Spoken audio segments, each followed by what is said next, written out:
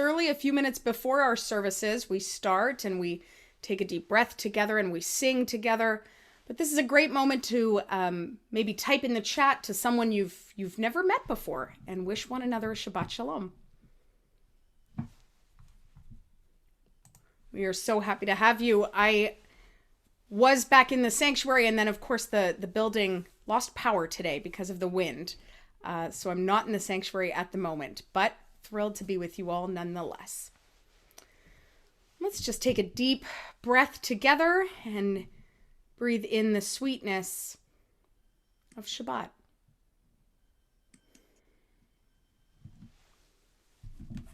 We'll begin in the only way I know how, with singing. Yedid nefesh of harachman mishoch avdecha eretzonecha yarutz avdecha kemo ayal ishtachave el mul hadarecha ishtachave el mul hadarecha ishtachave el mul hadarecha Yedid nefesh of harachman mishoch avdecha eretzonecha yarutz avdecha kemo ayal ishtachavel mul hadarecha yarutz avdecha kemo ayal ishtachavel mul hadarecha. Join together now in the text of Song of Songs, Dodi li va'ani lo haro'eh bashoshanim. My beloved is mine, and I am my beloved's, who browses among the lilies. Dodi li va'ani lo haro'eh bashoshanim. Dodi li, Dodi li, va'ani lo haro'eh bashoshanim. Dodi li, mizotola min hamidbar, mizotola min hamidbar. Dodi li va'ani lo haro'eh bashoshanim. Dodi li. Thrilled to be joined by my clergy partners. Shabbat Shalom, Rabbi Brett. Shabbat Shalom to you all. Thank you so much, Cantor Viva, for that beautiful davening, beautiful melodies. I love that, Jerry, thank you for acknowledging that the Cantor is now a Facebook star. I think we'll be sharing a little bit more about that later in the service. La Yehudim, Hayta Simcha, Sason V'Ikar. For the Jewish people, our prayers are for light, for joy, for happiness, and for the essence of life to be always within our reach. Yehudim Hai Torah V'simcha v'sason v'ikar. We're going to sing Kain Tihiyeh Lanu. May this be our blessing as well. La Yehudim Hai Torah V'simcha v'sason v'ikar. Ken tihiyeh lanu, tihiyeh lanu, tihiyeh lanu. Ken tihiyeh lanu, tihiyeh lanu, tihiyeh lanu. La Yehudim Hai Torah V'simcha v'sason v'ikar. La Yehudim Hai Torah V'simcha v'sason v'ikar. We take in those blessings of light and of happiness, and hopefully we take in the music that hopefully we can hear a little better if we adjust our sound settings. Thank you for a few of you who are telling me it's hard to hear. Is that better? I see Pete nodding. Thank you so much.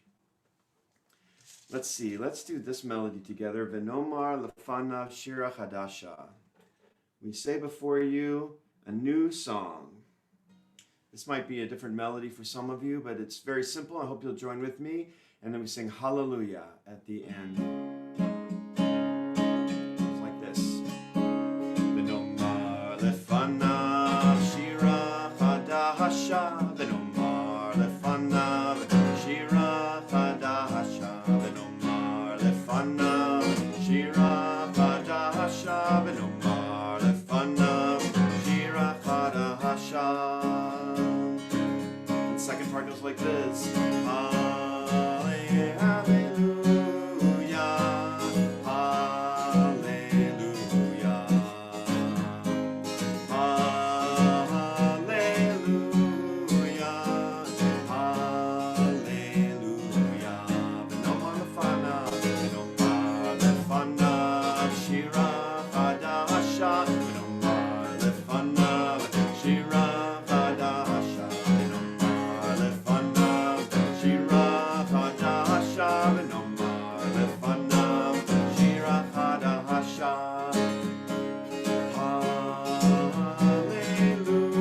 Hallelujah, hallelujah,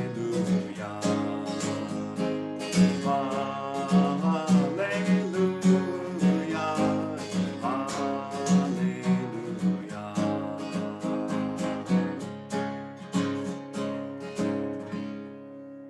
Take a deep breath in of Shabbat. We exhale all of the week that has passed. In this moment, we are contemplating just tomorrow, the beginning of what has to be for most of us one of our favorite holidays.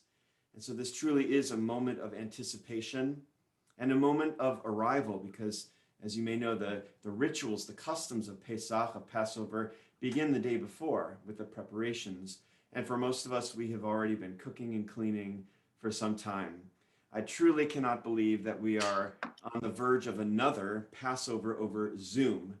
If you had asked us, would we be doing this last year, I know none of us would have wanted to celebrate Pesach this way. And yet here we are, although in a very much more optimistic state of being, knowing that things are beginning to reopen just as the flowers are beginning to bloom. Our community is taking one collective breath. So let's enter Shabbat in that spirit, a spirit of community. It's so wonderful to be able to see one another.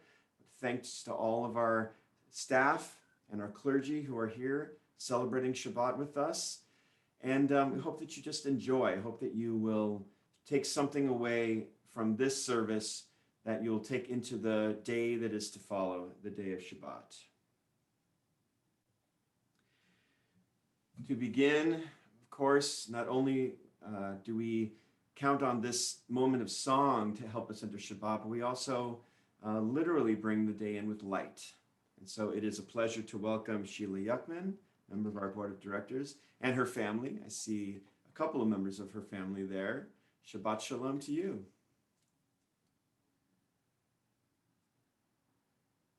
Shabbat Shalom. Shabbat Shalom. Let's go ahead and light the candles together, and then we'll share in the blessing. Baruch atah Adonai Eloheinu melech haolam asher kiddushanu b'mitzvotav v'tzivanu lahadlik ner shel Shabbat.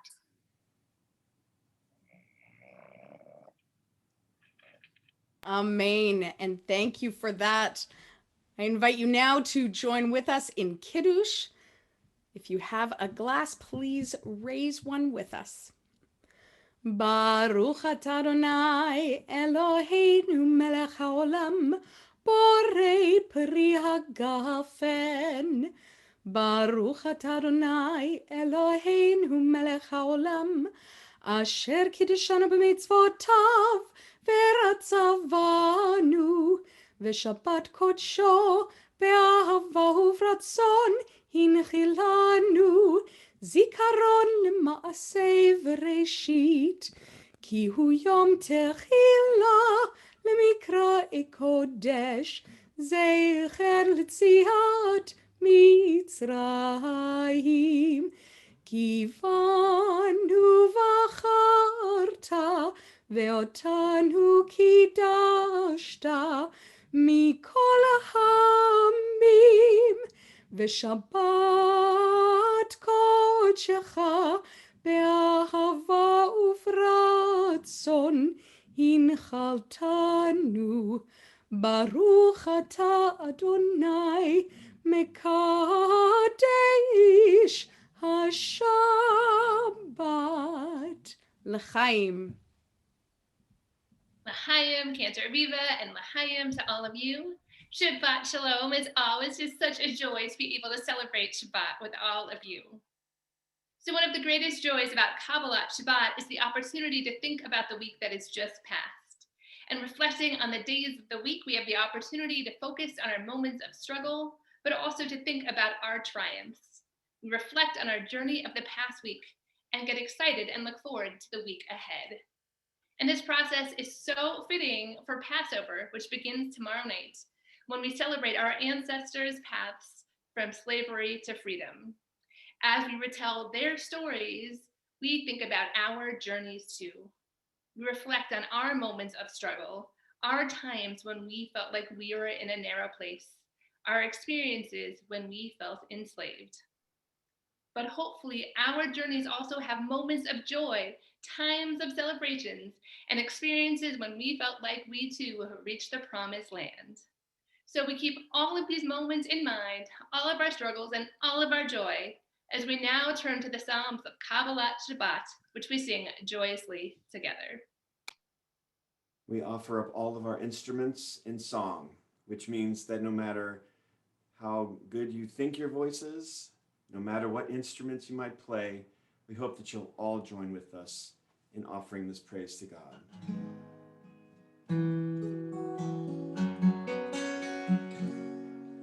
Zamru l'Adonai, Zamru l'Adonai bechino, Zamru l'Adonai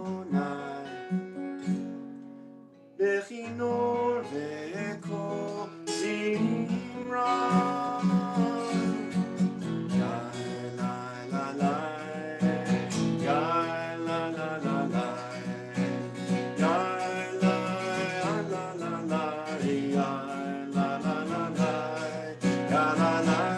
La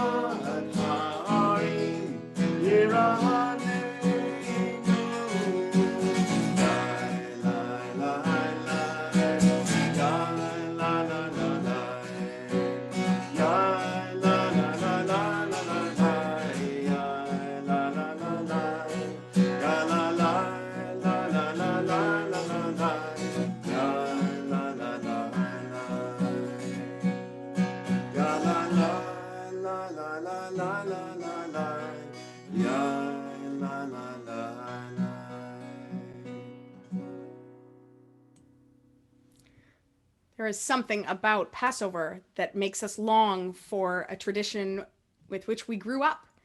And so in that vein, we join together on page 20 with Lecha Dodi, with hopefully a traditional and familiar melody for all of you.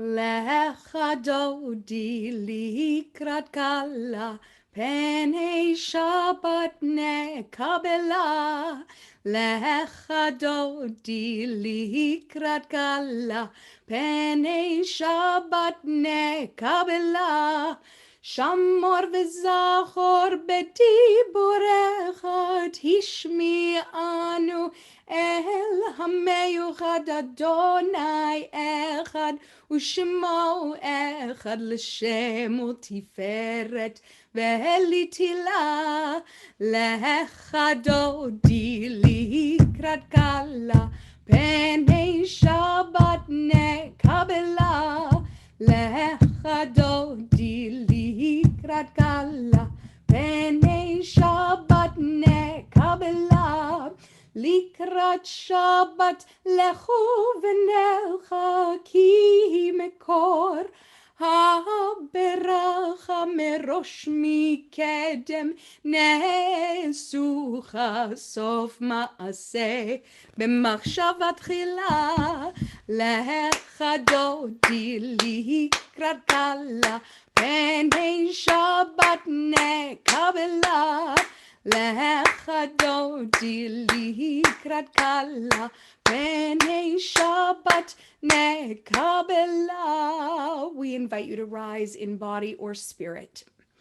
Boi v'shalom, ateret bala, gam besimcha, uv'tzola toch emune, am segula.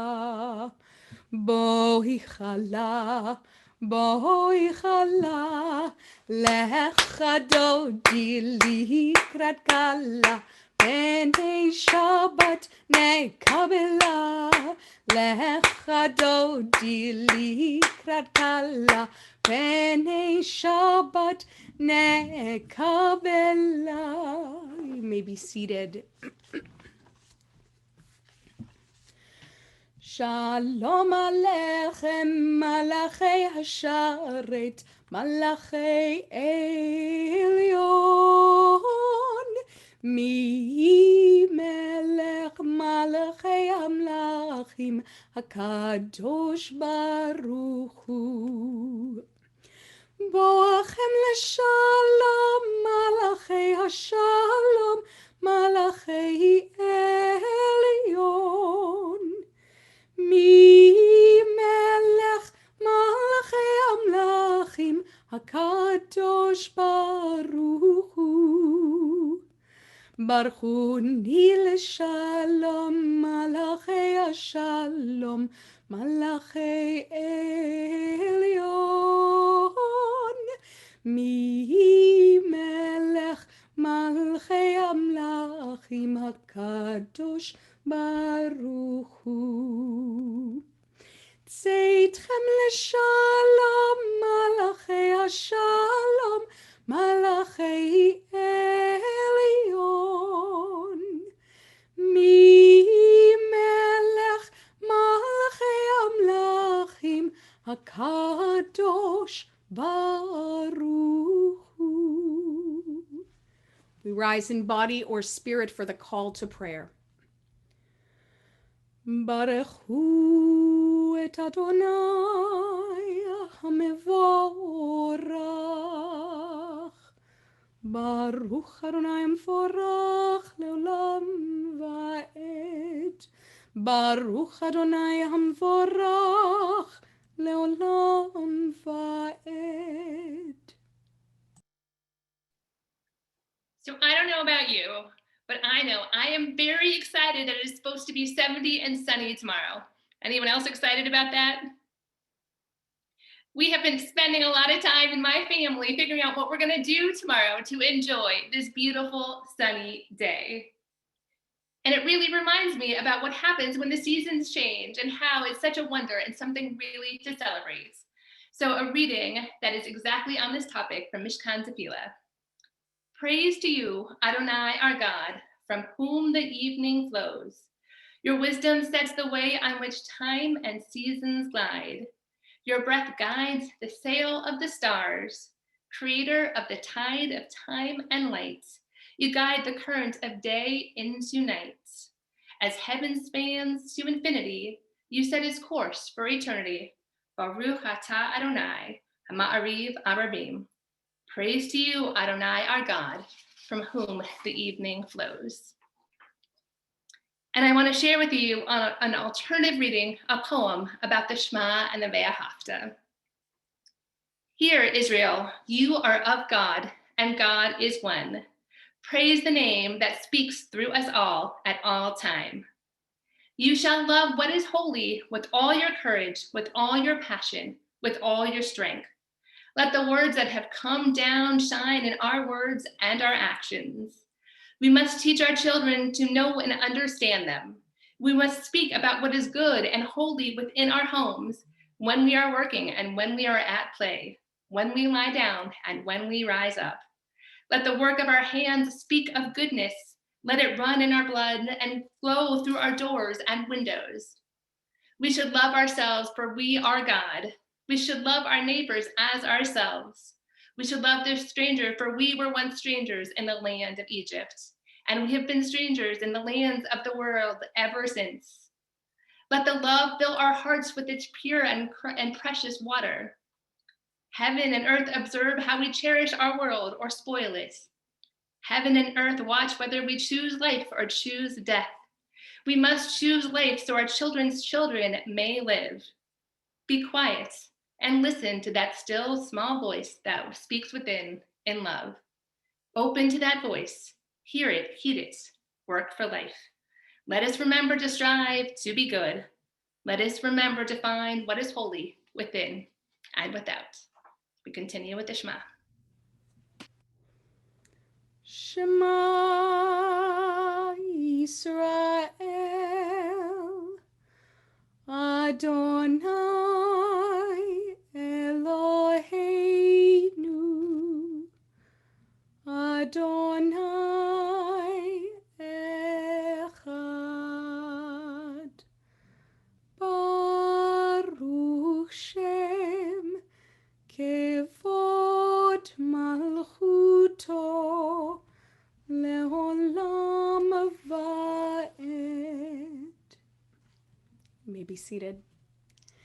Ve'ahavta et Adonai Elohecha b'chol levavcha u'v'chol nafshecha u'v'chol me'odecha ve'hayu hadvarim ha'ele asher anochi mitzavecha hayom al levavecha v'shinantam levanecha v'dibarta bam b'shivtecha b'veitecha uv'lechtecha v'derech uv'shochbecha uv'kumecha וקשרתם לאות על ידיך והיו לטוטפות בין עיניך וכתבתם על מזוזות ביתך ובשעריך למען תזכרו ועשיתם את כל מצוותיי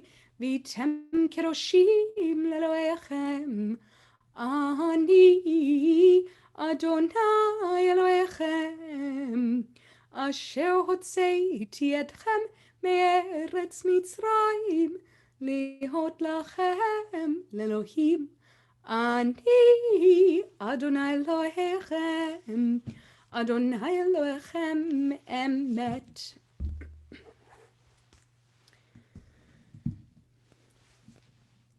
On Passover, we say and repeat the theme Dayenu. Dayenu, something my mother used to say to me growing up as I was annoying her and saying her name over and over and over. Dayenu, she would say, enough already.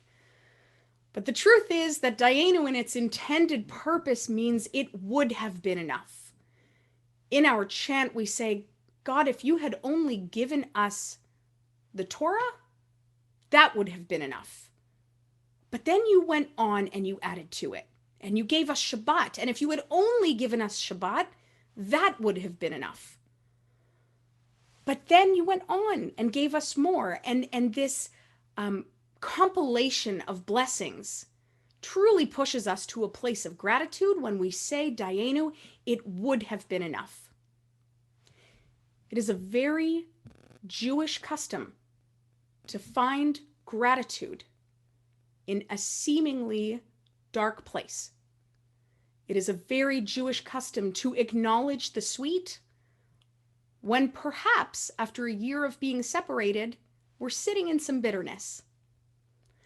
And so as I sing Mi Chamocha to hopefully a familiar and beloved Passover melody, I invite you to share in the chat what would have been enough for you this year.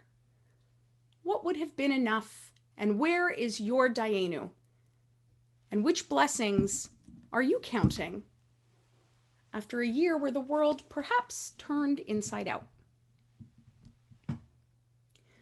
Micha mocha bailim Adonai, Micha mocha nedar bakodesh, nora tehilot o seifele malchutecha ra'uvanecha bokei hayam lifnei Moshe u'Miriam ze eli anu ve'ameru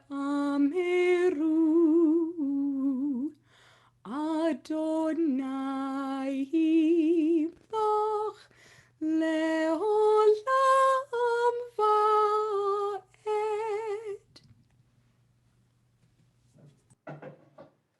We allow those words to take us into this moment of time, into the Jewish calendar. We also recognize this service as a moment in time, bringing us from the day that we've had into the evening that is yet to be. The darkness folds over us, and we enter into uncertainty in the same way that the Israelites, as they took those first steps towards freedom, were very uncertain of what lay before them. They only knew the promise of that day, but the fear, I think, still carried them along. Hashkivenu Adonai Eloheinu l'shalom. Guard over us, Adonai, on our journeys with your shelter of peace.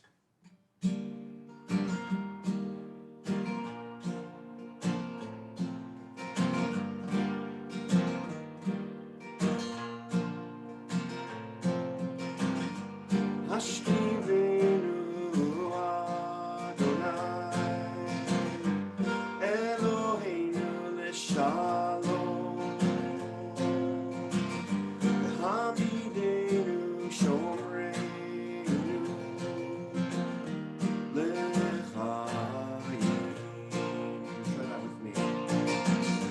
Hashkivenu Adonai Eloheinu l'shalom. Hamidenu shomreinu l'chayim.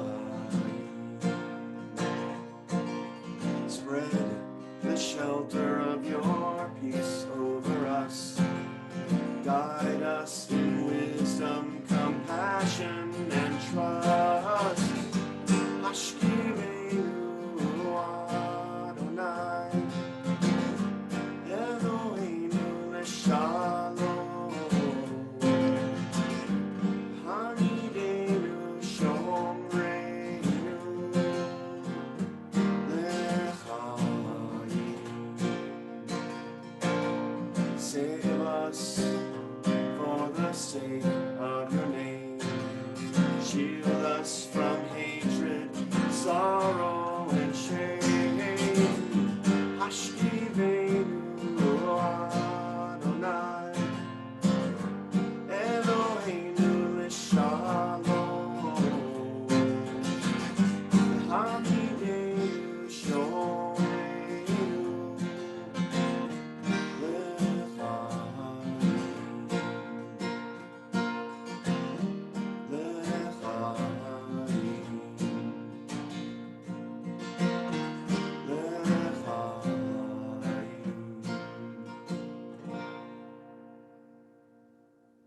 rise again, if you are able, in body or in spirit, as we say these words together. O God, I come before you with prayers deep inside of me that need to be expressed. Some of them I don't know the words for, and yet you, O God, might open up my lips and help me to form the words of those prayers.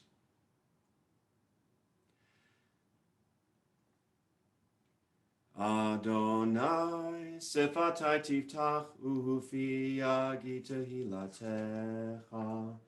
Adonai, open up my lips that my mouth may declare your praise. Baruch atah Adonai, Eloheinu, Elohei avotenu v'imotenu, Elohei Avraham, Elohei Yitzchak, Elohei Yaakov, Elohei Sarah, Elohei Rivka, Elohei Rachel, Elohei Leah, Ha'el Hagadol, Hagibor v'hanora, El Elyon, Gomel Chasadim Tovim, V'konei Hakol, V'zocher Chastei Avot V'imahot, Umevi Geula Lifnei V'nehem, L'ma'an Shemo B'Yahava, Melech Ozer Umoshia Umagen, Baruch Atah Adonai, Magen Avraham Ve'ezrat Sarah, Atah Gibor Le'olam Adonai, Mechaye HaKol Atarav L'Hoshia, Mashiv HaRuach Umorid HaGashem, Mechalkel Chaim Bechesed, Mechaye HaKol Berachamim Rabim, Sohomech Noflim Verofech Cholim, Umatir Asurim, Umekayem Emunato Lishene Afar, Michamocha Ba'al Gevurot, Umido Melach, Melech Memit Umechayeh, Umatzmiach Yeshua, Ve'ne'em Anatala HaChayot HaKol, Baruch Atah Adonai, Mechaye HaKol. Please be seated.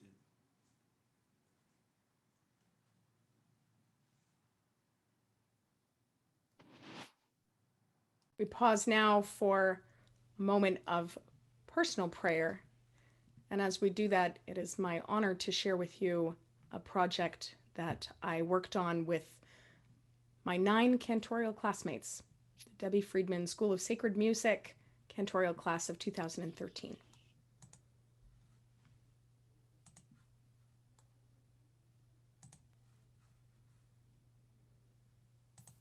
Chag Sameach, everyone, and happy Passover with this special musical wish from the DFSSM's class of 2013. Our dear classmate and colleague, Cantor Aviva Marer of Indianapolis Hebrew Congregation, is the reason for all of us coming together to take part in what you're about to hear.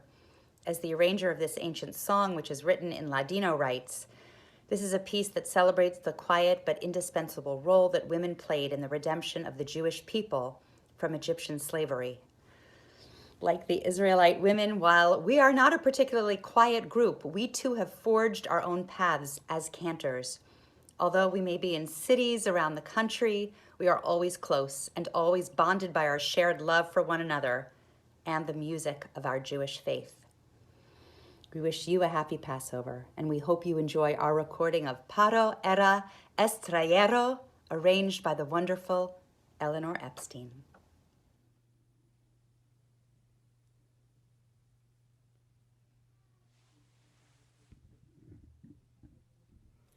Paro era estrellero,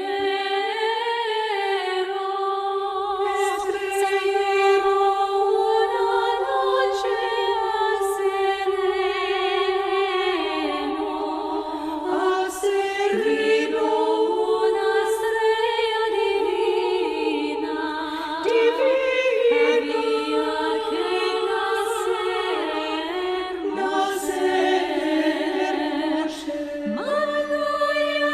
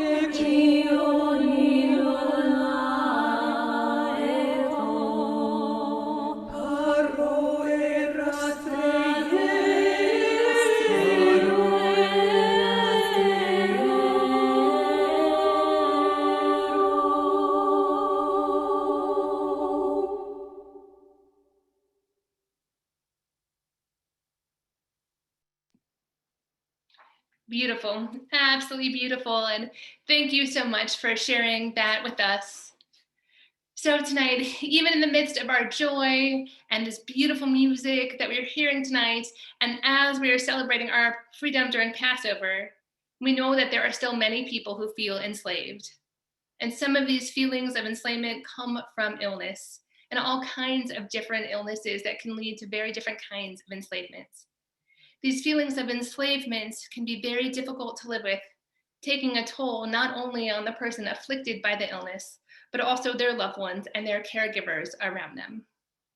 Our tradition honors these feelings and these personal journeys which people take.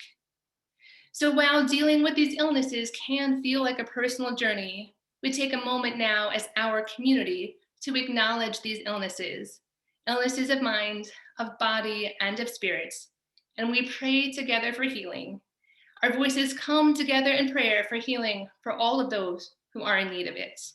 In our congregation tonight, we are especially thinking of Michael Rexroth, David Sachs, Laura Minner, Dorit Paul, Stuart Abramson, Aaron Withers, Cyril Ann Rosenberg, Brian Davis, Nancy Bonham. And if there are names that you would like to add to the list, add to the chat, feel free to do so now.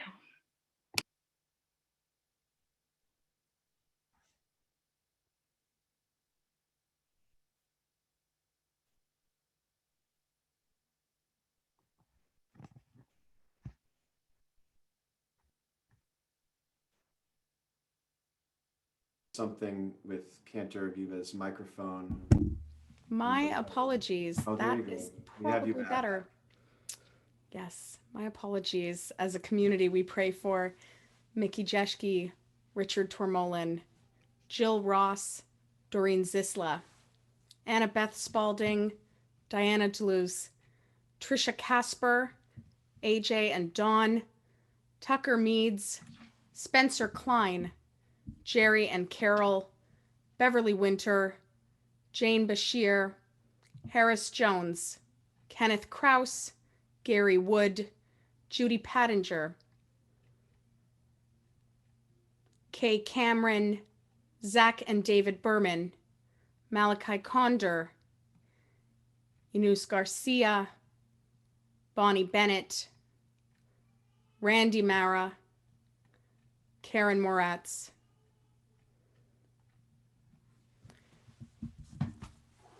For all of them, we join together, Misha Berach. Misha Berach, Avotenu, Mekor HaBracha, Leimotenu.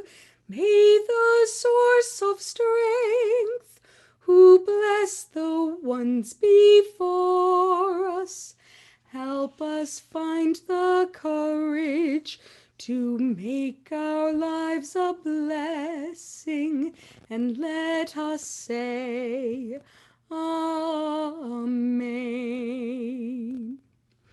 Mishe Beirach Imotenu Mekor HaBracha Lavoteinu. Bless those in need of healing with refuah shlema, the renewal of body, the renewal of spirit, and let us say, Amen. We wish them all a complete renewal of body and spirit. Amen. Amen. Thank you so much, Cantor. And I just want to recognize that the translation to that profound melody and really beautiful singing was placed in the chat. So I hope that you'll have a chance to look at that. It really does highlight something so important about Passover, and that is that if you made a list of the heroes, those who allowed the story to unfold, it's clearly all of the women at every stage. And the truth is that is more often the case than not in the Torah. The story of King David is the same. And we honor them, lift them up, especially those of you who were able to be together last night. That was only last night. Hopefully you don't feel like you've already done Passover, because the Women's Seder, which is always such an extraordinary event, well attended, I know, last night, even on Zoom. It was such a powerful moment and a way to lift up women's voices for Pesach as well. I do also just want to mention that tonight after services, we are continuing to just have hangout time. We have a really wonderful program planned for you, just an opportunity for the clergy to schmooze. Hopefully it'll be, knowing us, it will be profound and also perhaps highbrow humor and perhaps some lowbrow humor as well. But we hope that you'll join with us. We are going to address questions around Passover, and we'll try to introduce you to some new ideas and some new texts that hopefully you can bring into your Seder.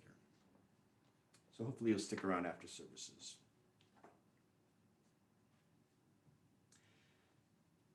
Shabbat before Passover, which is now, it's really sort of a big deal in Rabbinic Judaism.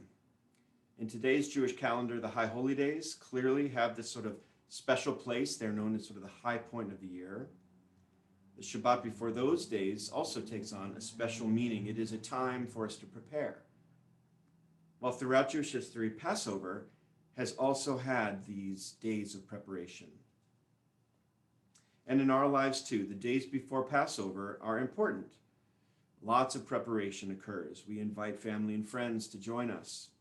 We prepare the many dishes. We set the table, arrange the Seder plate. We move our way through the Haggadah planning. In my house, for most years, my parents would busy themselves recreating the Haggadah, yes, most years, or at least adding to it, keeping the Seder relevant year after year with current events. These final days of preparation, they are important because the days of Passover are considered these most important days of our year. And that is why this Shabbat is known as Shabbat Hagadol, the Great Shabbat. Pesach is not only the day of our liberation, a day for the retelling of this formation story of the Exodus from Egypt. It is also the beginning of the year. It is the month of spring. It is a celebration of all things new, nature reborn, an emergence from winter hibernation. This actually makes Passover another kind of Rosh Hashanah, a new year for the natural world around us. And notwithstanding our very contemporary need to emerge from hibernation, to re-enter a maskless world, to see flowers again, to feel connections again, emotional and physical, to once again create a world of Shabbat Shalom handshakes and hugs and visits with grandparents and with children, and even just to visit our neighbors next door. The plagues, as we retell them tomorrow night, they might seem a bit too close to home. It is true. And notwithstanding all of that, the plagues and the suffering of slavery, it only is half the story. In the Talmud, the rabbis debated which parts of the Seder reflect the oppression, the slavery, and which of those parts were actually symbols of the newfound freedom of the Israelites. It's even suggested that perhaps we actually should not recline, despite the current custom, until the last two of the 4 cups of wine are blessed. The rabbis rationalized the first 2 cups we bless during our time in the story where we are still in Egyptian chains. And perhaps we should not enjoy the comfort of freedom, the steps beyond the Sea of Reeds, until we get to that part of the narrative. This Shabbat before that Seder, it represents both halves of the story as well. Not only do we recall the great and mighty deeds which secured our release from Egypt, we also rededicate ourselves to the steps of the Israelites leading them to Mount Sinai to receive law, the steps that took them from there as they entered the promised land to begin to navigate the creation of a new kind of society, bringing God's presence into the world. According to the rabbis, the day of the Exodus was the 15th of Nisan, but 5 days earlier, they say, was Shabbat. And they say that it was on that day that the final plague occurred, that the bonds were officially broken. What a great and mighty day to be followed with the Red Sea adventure. All of Jewish time, in fact, is measured from that moment of liberation. The steps beyond that moment of freedom, that is represented in our Seder by the hopes of the prophets, especially the prophetic reading from Micah, who in God's voice says, I will send Elijah the prophet to you on that day, the great and awesome and fearful day of Adonai. Our Seder not only looks backwards towards our days in the desert, it asks us to look forward also. In this Shabbat, we are supposed to imagine a day of equality, a day of justice, when we finally address the inequity of our society and allow God's creation to nurture every human being, native and immigrant, black and white and brown, red, yellow, tan, every other shade.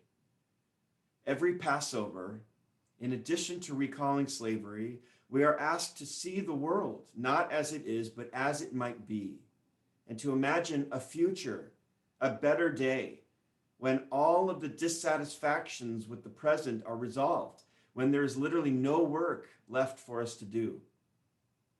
Notice that that day, the day of the final plague in ancient Egypt, it was also the day that the Israelites were asked to do something very unusual. They were asked to proclaim publicly and very dramatically their allegiance to God instead of to Egypt by spreading lamb's blood on their doorposts. This is ostensibly how the angel of death knew which households to pass over, but clearly God, and therefore God's angels, knew which homes were that of slaves and which were taskmasters. It must have been that this act of defiance, this dangerous act, symbolized by the marking of your doorpost, it must be that that is the same act of identification that Jews have been asked to perform in every generation, that we are asked to perform today. This is what can connect our households together on Passover. It is a hope. It is a wish that one day all of our homes will be united in celebrating our redemption, that self-determination, that freedom, and that dedication to mission that we find at Mount Sinai. That day, all of it is realized as Shabbat Hagadol, a mighty and great day. Now, I will share that there is a small but really persistent rumor that this day is called Shabbat Hagadol, literally the big day of Shabbat, or the long day of Shabbat, because on it, historically, Jews were subjected to an especially long sermon where the rabbi would review the laws of Passover. And of course, that would delay their return home for dinner. I promise to try to avoid that rabbinic trap tonight. I will simply end by wishing all of you a Chag Sameach, a happy holiday, a Chag Kasher Sameach, a happy moment to embrace the peculiar customs and laws of Passover. May the matzah remind us to humble ourselves, to literally take the air out of our egos. May the maror remind us that the bitterness of slavery still exists in this world, and it is our task to fight it. And may the Pesach, the Paschal offering, symbolized by the shank bone on our Seder plate, remind us that it was not a miracle from the heavens that freed us from Egypt alone, but our own willingness to mark our doors, to place God at the center of our lives, to willingly walk the path to freedom together. And that is what made us free. And that is what might someday bring liberation to the entire world. Shabbat Shalom.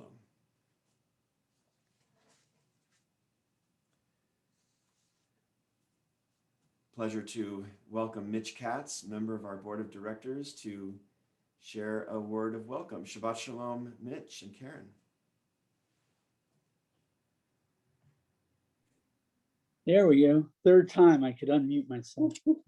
Shabbat Shalom to everybody. On behalf of the Board of Directors, we wish you not only Shabbat Shalom, but a wonderful Passover to come. I do have a few announcements I've been asked to share. The first one is that on Sunday night, we are having our second night Seder, a little bit different than years when we can all gather together for a second night. It doesn't matter if you want to set your own table and prepare your own dinner, or you just want to tune in. There's still time to register for Sunday's second night Seder, a chance to experience Passover with our clergy in their homes at our communal table. There's also going to be an opportunity to give to second helpings as part of this program. And of course, Passover is a time that we as a congregation do find ways to give and help those who are hungry around us. So please consider joining for this event. Please register by 5 p.m. tomorrow evening, and the Seder is also at 5 p.m. on Sunday. And you can find the link at ihcindy.org online. Speaking of giving, most people have probably now received in their mailboxes the postcard that talks about our 2021 Fund Drive campaign, Our Journey Continues. It is started, and we ask all of our IHC family, and even those who are not yet members, to support our 2021 fundraising effort. As you read about it, you'll see there's some very generous matching gifts that will allow us to raise the funds necessary to get through this difficult year, which has once again been affected by COVID among many of us in the congregation. You can visit ihcindy.org. There's a page for Fund Drive for details, as well as ways to give. I hope many of you saw the email that came out this week introducing ShulCloud, our new contact management system. I suggest you do like I did and go on it and just play around with it and see all the things we're going to get to see, including a directory online of all of our friends and fellow congregants. But it's going to be a way that we can interact together, interact with the congregation, and do it through this system, which is probably about 10 years late for our congregation and brings us probably about 20 years to 30 years further than we were before. And there's a lot of people behind the scenes, and I won't list them all because I would forget, but to our clergy and staff and volunteers who help bring the system online, thank you. Our board is currently seeking 3 open positions that would begin in July. They serve for 3-year terms. These are open because we are going through our annual renewal of the board. If you're sitting there saying, nah, that's not for me, or I don't know about that, or why would I want to do that, or what do they do, or why can't somebody else do it, I suggest you reach out to me, or you reach out to Eloise Paul, or you reach out to any other board member, or you reach out to Pete, who has joined us as our executive director, and ask us those questions. Because this is something that is fulfilling and worth exploring. And honestly, the vibrancy of our congregation and our community relies on having a wide cross-section representation at our board. People that can represent the many, many different facets of our community. So I hope you just take a few minutes over Passover and say, should I learn a little bit more about that? No commitment to ask the question, and you may really like the answers you find.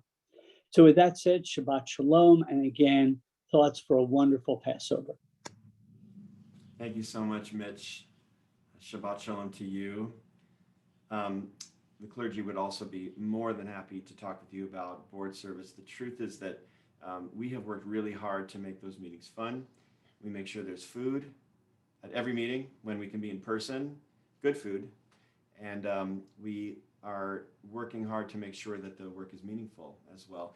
I need to express some gratitude in this moment as we enter Pesach. I feel like we have so much to be thankful for, not only our health, and this community, which has been strong for the past year and remains strong, but also this really incredible team that we have been putting together for the last many years. And I think it was on display tonight. Thank you so much to our staff who is here, not only working hard all week, but also helping us create a really beautiful moment of Shabbat for everyone. They really are an incredible staff. And to my clergy partners, I truly learn every day the meaning of the word partnership from you and with you. And it is a blessing to be able to create this sacred community every day with you. And I also notice staff members who are here. I see Adrian here and Judy Hastings just on my screen.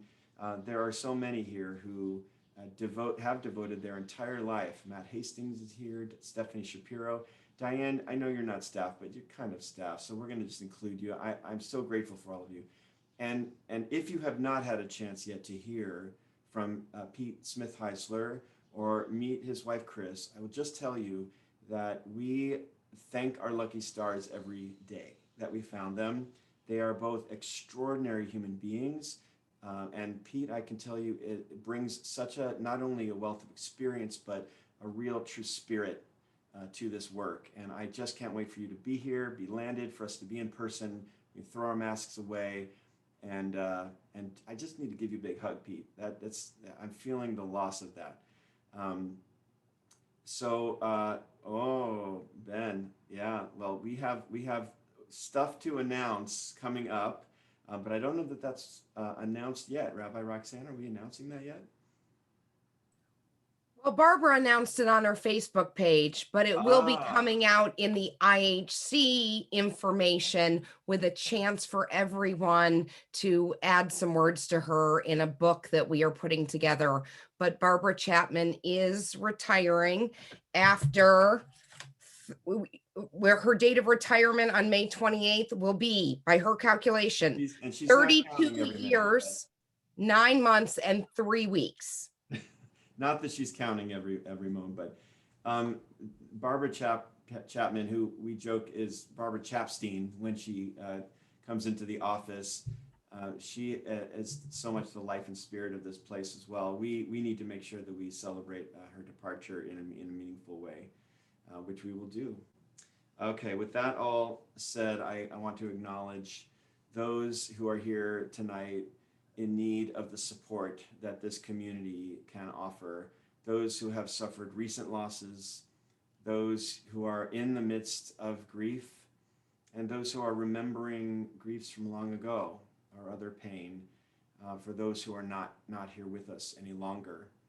As I read from our lists, I would invite you to please feel free to use the chat to add to this list those who are dear to your heart, who you are thinking of in this moment.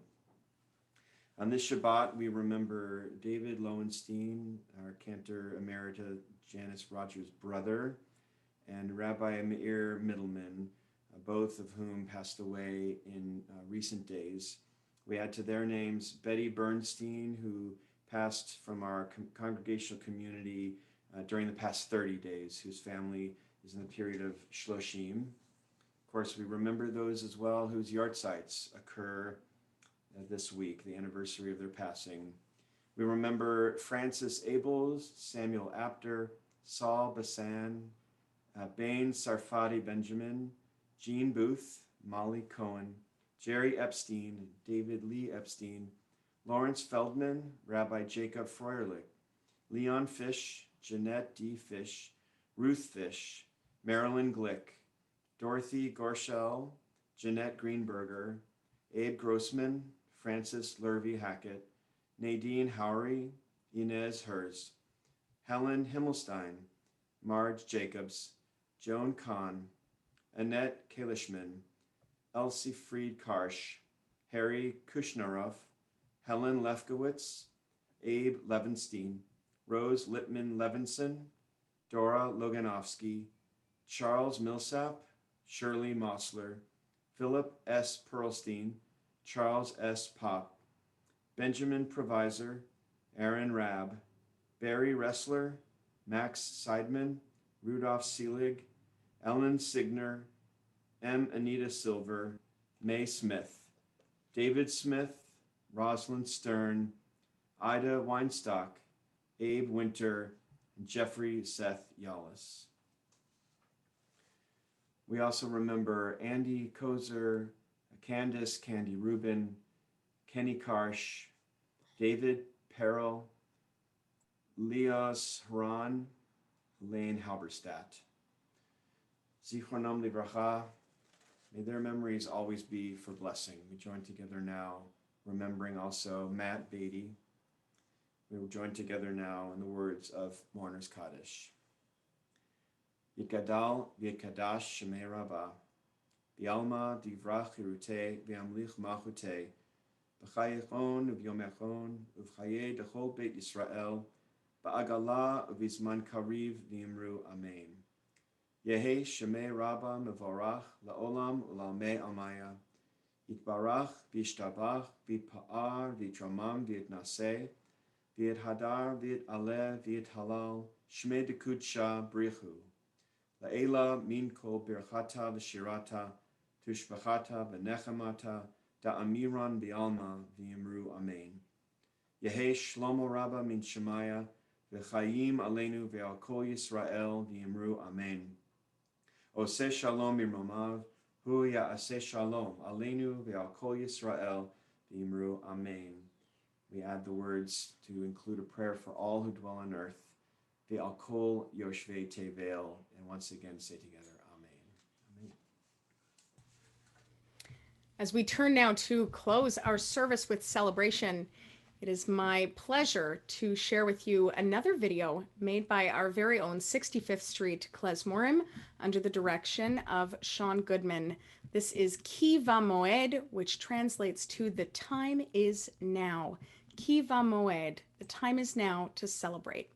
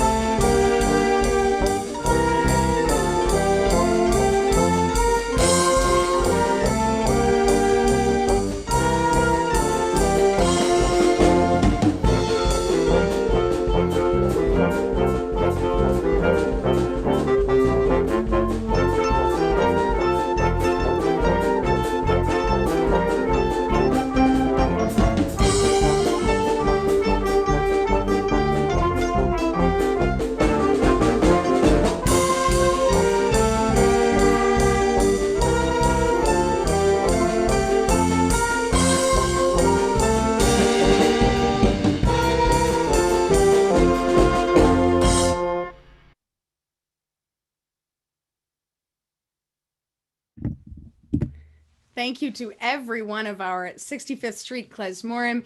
It takes an incredible amount of work to put together a video, let alone record it like that. Thank you so much for always helping us usher in celebration. And even when the world tells us we cannot make live music, we find a way. So thank you, thank you. Rabbi Brett, I believe you're going to lead us in Hamotzi. It's probably the last time you've got a beautiful challah for quite some time. Oh, man.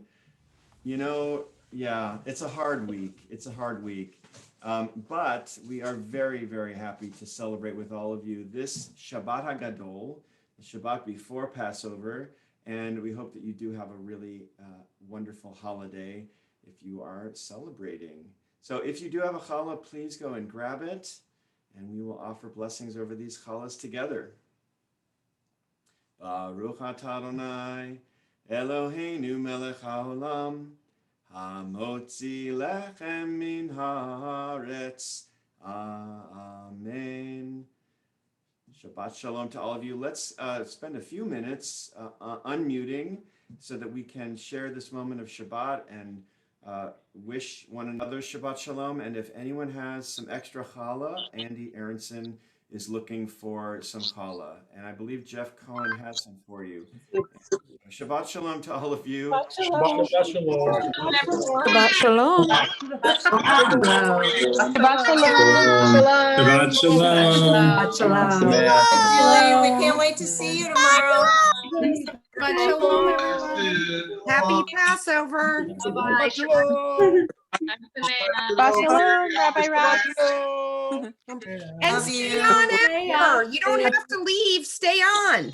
We're gonna be here. It's gonna be fun. Are we staying on? Shabbat shalom. Hi, Sarah. Look at your little one. We It's so appreciate good to see sticking you. around to say Shabbat. It's the most important thing. We're gonna take a moment and go ahead and drink, get a glass of wine if you need it. Hi,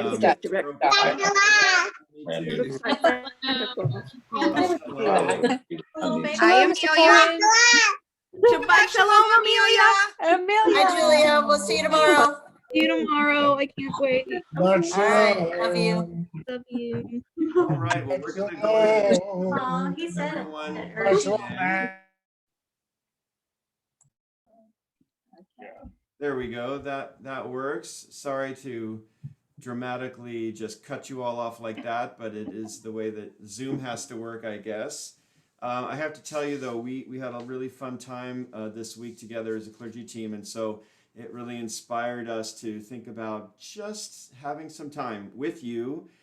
Feel free to use the chat to make comments, to ask questions that come up for you. We thought we would try to do a very deep dive into Passover traditions that we thought might be useful for you, little nuggets that we've picked up along the way, or, things that, quite frankly, have puzzled us for many years. And we'd love to have you share in the chat if you have any advice for us as well.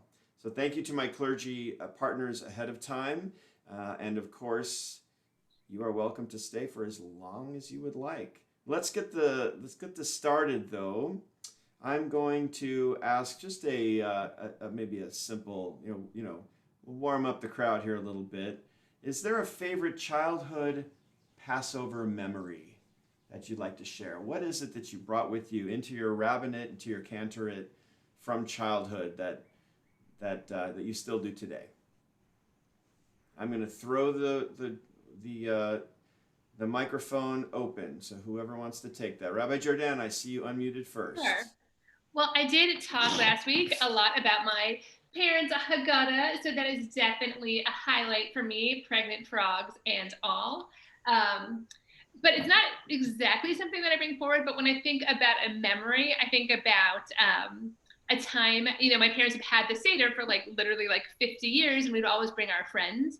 And it was always just this great communal opportunity for friends and family to get together. And we always, my dad always hid the afikomen from us, and it was always really fun to go and find it. And this one time when I was in college, a bunch of my friends and I were looking all over the house, and we literally couldn't find it.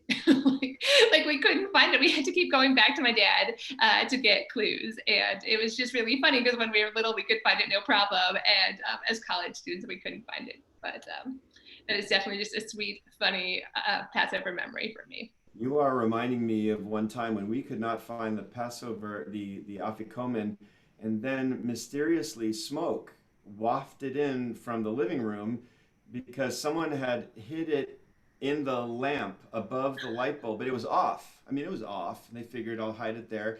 But when we went into the room to search it, we turned on the lights so that we could see and caught the afikomen on fire. That did happen one time. Others want to share a memory? I will, I'll jump in. We are Jews from India. We are Sephardi Jews. And so my father would come to the table every year with it looks like a mountain of rice. It's just a giant platter of rice. And he would very proudly put it in the center of the table and remind everyone that we eat rice on Passover. Because I think for us, giving up bread is not a big deal, but giving up rice is unheard of. And the other one would be that, and I didn't even think of this until this moment, but my Uncle Eddie used to fold Canadian $2 bills, which don't exist anymore. Those of you who know Canadian currency, you would know that the $1 bill was replaced by the loonie, and then the $2 bill was replaced by the toonie. So, yes, it's actually called the toonie. So, yes, I've got multiple $2 bills folded into boots, and he would say that they were the Egyptians' boots. So, yeah, who knows? Maybe they'll be worth something one day. I do have a question.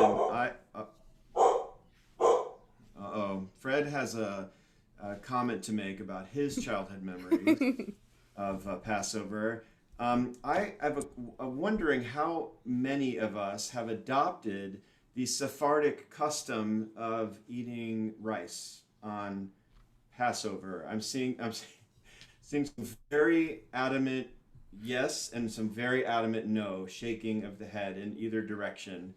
You might be aware that rice is not leavened. There's nothing leavened about rice. It does expand when you cook it, and so in the Ashkenazic world, which really in general became more stringent, the Ashkenazic world forbade rice, and there's some debate about whether it was stored in the same barrels as flour. But in the Sephardic world, in the Ashkenazic world, it was forbidden. In the Sephardic world, it never was. Hi, Bracha. Nice to see you.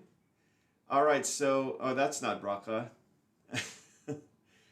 Anyway. So I will jump in there with mine and also my practice. So at some point after rabbinical school, after being a vegetarian and using all those cookbooks about low cholesterol vegetarian Passovers because you can't eat that many eggs, I decided that because Ashkenazi, which was my father's background, Ashkenazi had potatoes as a staple and Sephardi had rice as a staple. I grew up in Illinois, home of corn and soybeans, the staple, so that there was no reason that I should not be able to eat corn and soybeans. It wasn't until the conservative movement ruled that the Sephardi diet was okay that I actually added rice. For some reason, rice was hard for me, but I could eat corn and soybeans. But as a memory, my father did not drink alcohol. He never drank alcohol. So as a kid, I remember being completely amazed that when I ran to open the door for Elijah, that when I came back down, there was wine gone. And Elijah's cup was near my father's plate. But I knew my dad didn't drink, so it must have been Elijah. Later, I found out that the only time my father consumed alcohol was on Passover to make sure that I would think, for any kids here, Elijah does come in. But for anyone else, it was so that I would know that Elijah had come in, and he'd shake the table so it moved, but I would then look and always be amazed that Elijah had indeed come in the door to partake of his cup. Now, Rabbi Roxanne, was it that your father snuck a sip of the wine, or did you have an elaborate contraption like I always imagined existed with straws and suction coming up from under the table so that it could dramatically lower without any of us knowing? That would be a great hug for you for our religious school kids next year, Rabbi Brett, that you could create some contraption that could actually do that. That would be fabulous. And maybe you could even make it out of Lego. You walked right into that one. You just walked right into it, Rabbi Brett. Gotta be Lego. Well, thank you for that. I think we got to everyone, although... Did you share yours, Rabbi Brett? Mine was the catching on fire. No, that's not really my favorite memory, but it was a memorable one. Honestly, what I have to say is that my parents had a real commitment to bringing others into the experience. And I think it was, who wrote something about that? I'm forgetting now. Oh, right. The Blooms wrote that in their family Dee grew up with the nuns from the convent down the street, or up the street, sorry, coming over and having Seder as a guest. I always grew up with that as our commitment. My mother was a college professor, and so we would have her students come over all the time. people who had never experienced Passover before. And that was always a part of the dynamic for us. Let's see, I want to jump into something a little bit more tricky. You know, there is this custom of asking questions on Passover. And I'm wondering if anyone here would like to take on the question, you know, what is so important about asking questions? Why do we have this whole focus on asking questions for the Seder?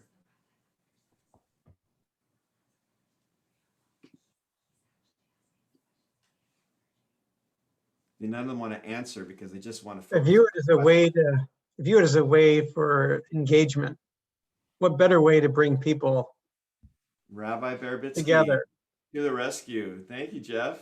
No problem. Engagement, I think, is a really key word there, and not only engagement for one another, but engagement specifically for children. This is one of the questions that often comes up in these kinds of situations is, if you have a Seder with no children at it, does it count as a Seder? And of course it does, but you clearly then don't have someone who is the youngest to recite these 4 questions.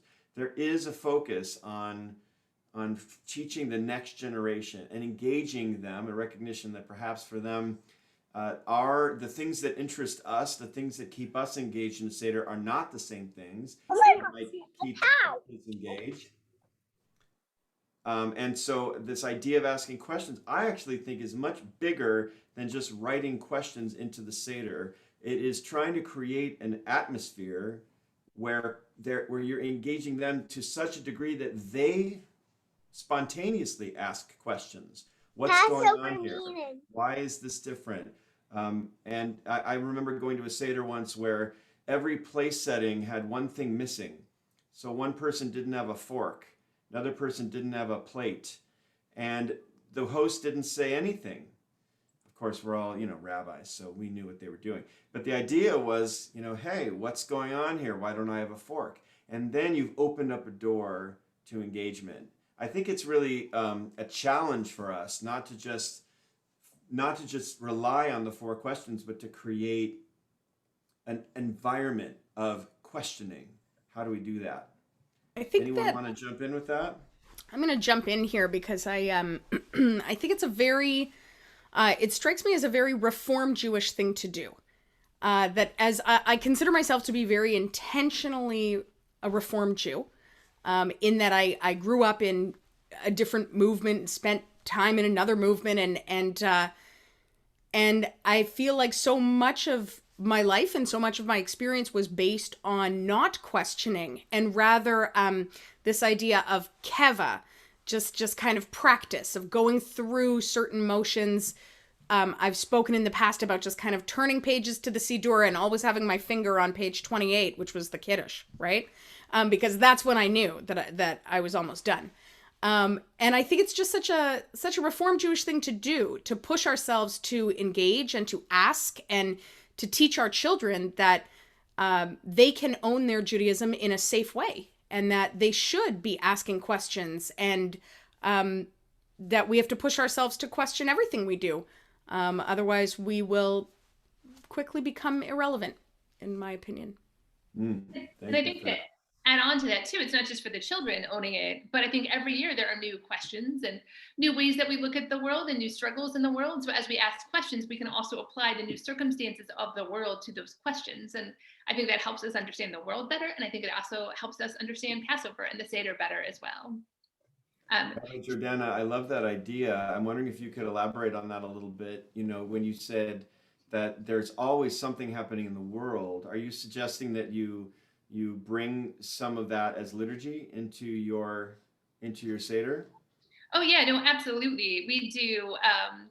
We definitely do. Again, my even though my sisters and I are all rabbis, at my parents' house, like my dad is the one who does the Seder. Like it is his Seder. We sit back and we participate.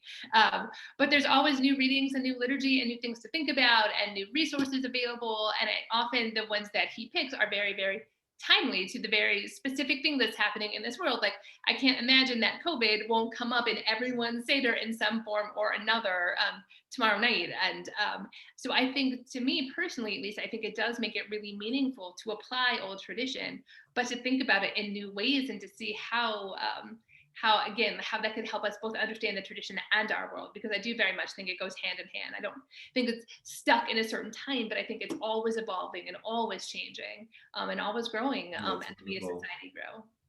I do hope people are inspired by this experience of quarantine and the actual plague that we are living through, and the way that we have responded to it as a society to do something in their Seder. I'm not exactly sure what that looks like, especially since we're still in the quarantine. If we were celebrating the end of quarantine, I think that could be a really powerful metaphor for the Seder could be a really powerful metaphor for COVID, but I'm not sure exactly what to do with it this year.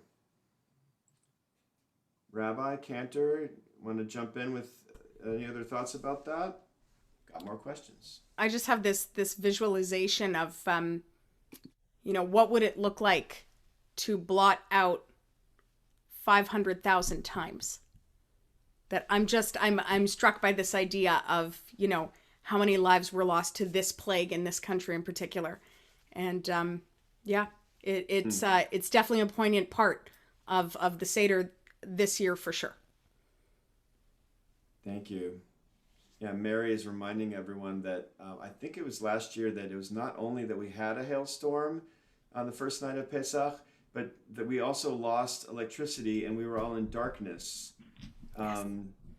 And then the frogs came? No, I think that was it. But there were definitely several plagues that we were dealing with last year. So Rabbi Brett, at our early childhood center, we are really good at reenacting.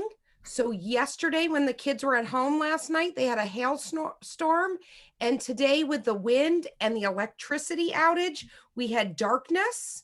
So we really tried to go through the appropriate, we weren't going to enact all of them, but the appropriate plagues. So we do that.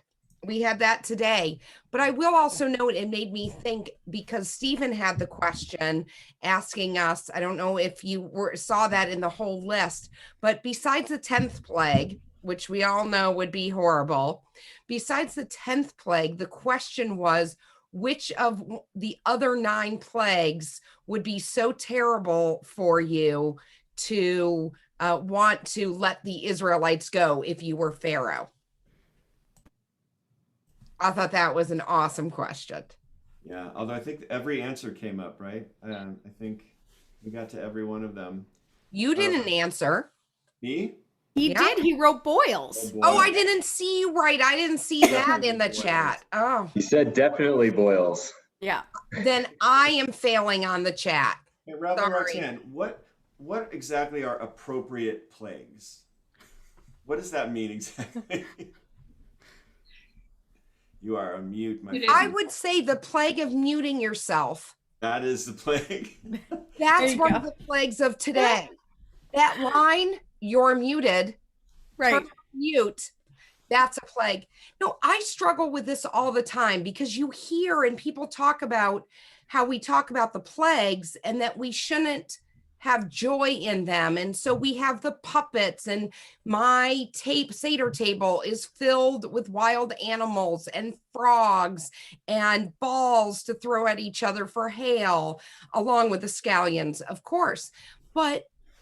And so I love frogs. I have a t-shirt that I used to wear that say frogs are my favorite plague. But then there is that question that I debate myself about, when I wear things with frogs or have frogs all over, am I making light of what was really a terrible plague? And yes, we think about lice and boils and all those things we don't like. And for me, I think frogs, as long as they're not near me, are cute. But there is that struggle. And yes, we use it for our kids and teaching, and we have fun with it. But there's also that struggle that those were actually terrible for people and so horrible. And maybe, as I said, I wrestle with this. Maybe I shouldn't be exploiting the plagues that seem fun.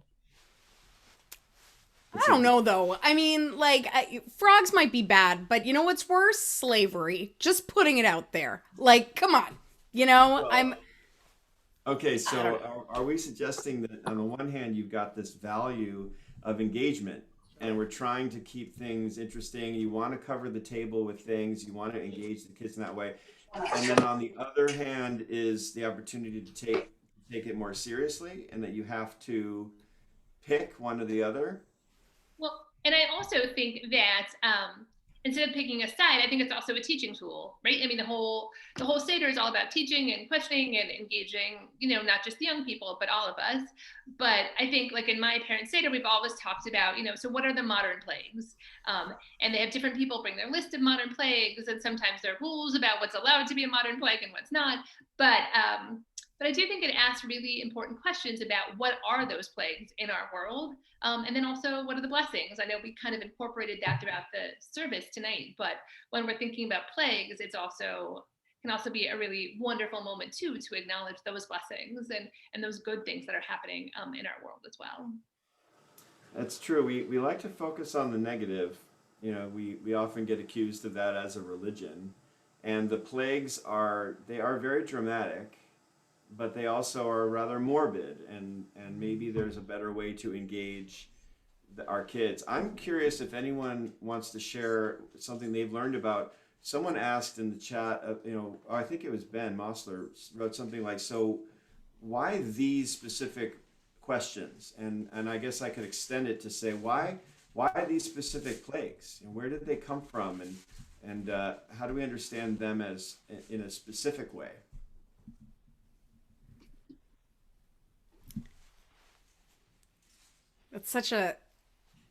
I feel like it's such a loaded question, right? Because why these specific questions, why on this night do we eat matzah when on all other nights we don't, or, why on this night do we drink 4 cups, or, and I don't know if Kevin is on here, but if I were leading Torah study, I would say my Kevin Korn answer, is Kevin here?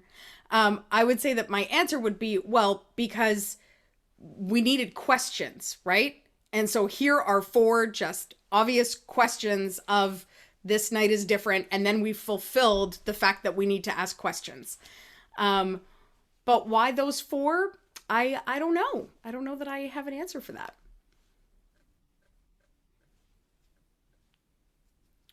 Yeah, I do think that the 4 questions are connected specifically to the main 4 things that are different about this, or the 3 things that are different about the Seder. So we talk about reclining, which is a very dramatic difference for you, the way that you're positioning yourself. We don't normally eat that way.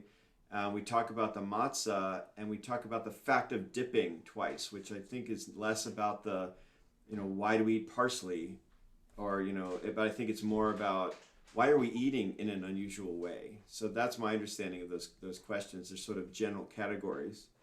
But I think it's interesting we haven't updated the questions. Like even throughout time, we haven't updated them.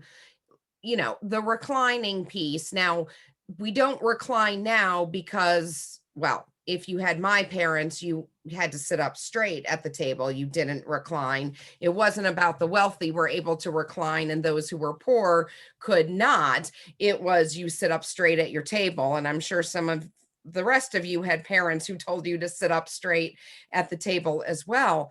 But I'm surprised we haven't the 4 questions have stayed, and we haven't adapted to what might be different questions. And so why now tonight we're gonna have the 5th question. Go ahead, Rabbi Jordan. Sorry. But isn't it? Don't the questions come from the Talmud? Like I remember learning that in rabbinic school, that like the actual questions are talked about. I'm not saying that we shouldn't update them, but I'm just saying that more isn't. I'm remembering that that's part of the origins of the questions, and there's lots of Talmudic debate within that. But granted, I think there are various lists. I don't think it's the only list. There was sort of an integration of multiple conversations that ended up with this one list. But I guess the question is still valid. So what motivated them to create? The thing that always strikes me the most when you look at the Talmudic sources of the Seder is just how creative they were. They are not writing the stuff in stone. they are positing these really dramatic and very creative theories. Like, for example, in one of the that I actually was going to bring to you, it says one is duty bound to make his children and his household. Of course, it's all phrased in the male, but one is duty bound to make their children and their whole household rejoice on the festival. So that's not a specific commandment, you know. That's a really complicated goal, a hopefully attainable goal. But what does it really mean if you were to think about your Seder experiences, whether it's, you know, from the past or maybe, you know, what you're going to plan on doing tomorrow night? If your goal was less about sticking to the script and more about making sure there is rejoicing, then what would that look like? I remember a Seder I did in Los Angeles once at USC, actually, where it was at the Hillel there. We removed all of the furniture. We covered the entire floor, this massive, huge kind of social hall room, with pillows. And then they hung these giant fabric tapestries from the ceiling. We turned the whole thing into sort of like a Bedouin tent looking thing. And we all laid down and we, I think we painted art. Like, we talked about art and dance. We danced, I remember that. It was just a very different way to experience a Seder. And I would argue that it's still Talmudically valid. You know, of course, they say that the end of that text is that you are supposed to, it actually says, I love this part, it says, you give every person what is joyful for them. And then they tell you. So they say, what is joyful for women? Colorful fabrics. That's apparently what yes, is. Of course. And right. then for men, anyone want to guess what is joyful for men? I'm a little scared. I'm not advocating for this at all. Wine. Meat. The wine is for everybody. Even the kids were drinking wine, but it's meat. You got to have meat on the table. Although I love Roberta's comment there that this is why she became a vegetarian because of Passover. So yeah, wine, meat. Oh, and then for children, what the Talmud suggests, which is really fascinating for me, as we were talking about what is kosher for Passover, the children they get parched ears of corn, which I have to tell you, if I'm gonna try to make that recipe, it sure sounds a lot like popcorn to me, right? Parched ears of corn. So they give the kids popcorn.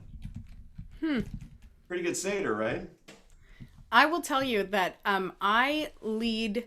So I think, like my my clergy colleagues here, we have attended and led multiple Seders. Like, if you had to count how many Seders, like I remember one year I led 7. Okay, 7 Seders in one year. Because between all the different communities you're leading for many years, I led a Seder in New York City for 400 Jewish electricians of the union. No joke.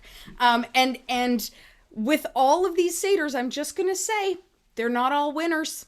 Okay, so I feel like I have attended and put in my time at really terrible Seders.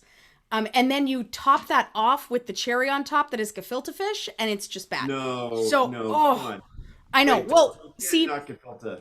We need to say, it's already been knocked in the chat. I didn't even open that. But what I will say, Rabbi Brett, is that you and I make a great pair because from the moment we met, you have been eating whatever like pickled fish is on my plate. Like at our very first experience together, there were like lox and you were just scooping it off my plate. So that's why we're a great pair. But I will say that Makes it sound like an old married couple, you know. I know, kind of, right? Yeah. I think that's what this pairing is. But what I'll say is that I, believe it or not, I think I lead my Seder with the main goal of not being a burden on anyone. My goal in my Seder is that it should be fun. And does that mean that at this point, and perhaps it's where I am in life and where my children are in life, but I'm not necessarily looking to teach so much as teach through the actions of melodies they'll remember and frogs bouncing around the table. And is it a little bit more irreverent than what I grew up with? Absolutely. But it's also so much more enjoyable. And I think that is what may lead my children to want to continue that tradition. I think it's actually remarkable that I'm a cantor given the number of boring seders I went to growing up. Like, it's just Well, painful. I have to also just mention Rabbi Jordana, clearly your parents, who I think are here, are they here? They were They were here. They might have. earlier. They often get Yes. off art services to go join my sister's Yeah, services. they're on the West Coast, so it's easy, but they clearly did something right. If they ended up with 3 daughters and all 3 are rabbis. So the seders at your house must have been some kind of fun. They were really, really fun. I was just thinking about that we used to have this skit that we would do that was like Kermit the Frog talking to Moses. We did this for like years. And and that's kind of a twist on the whole like frog plague thing. But they definitely really, really made it fun. So speaking of joy, like that was definitely a huge part of my Seder growing up, in addition to the Haggadah, but just everything about it was definitely filled with joy for sure. And even in a recent Passover, when I had my kids back in LA, and when my sisters was there too with her kids, my mom got all of these costumes, and my kids and their cousins put together these skits that were all about the Passover Seder and all about the Passover story, and it was definitely full of fun. The one other thing I will say too is that in addition to that, we've also always used it as an opportunity to talk about social justice and who is still enslaved and what we can all do to create collectively a better world for all of us. Amen to that. Well, Rabbi Brett, along with doing something really right, my father, who was a physician, tells people that I rebelled against him to become a rabbi. So, I don't know. It all depends how you look at it. You are correct about your father, but I also happen to know that your father-in-law was very supportive of your rabbinate. Yes, and my husband, who is a rabbi's kid, says that his parents either did something really right or something really wrong, that he would want to marry into it, knowing everything that went on being a clergy kid. Yeah. I will quote my father-in-law, who was actually maybe just had walked in. I'm not sure where he went, but he ended up with, I think surprised him more than anybody. One of his sons is a rabbi, and his daughter married me, who's a rabbi. And I remember Joel saying at one point, like, I don't know what I did wrong to have 2 rabbis in the family. But it, I think it is about doing something right, actually. We've got kids who are engaged in professional Jewish lives.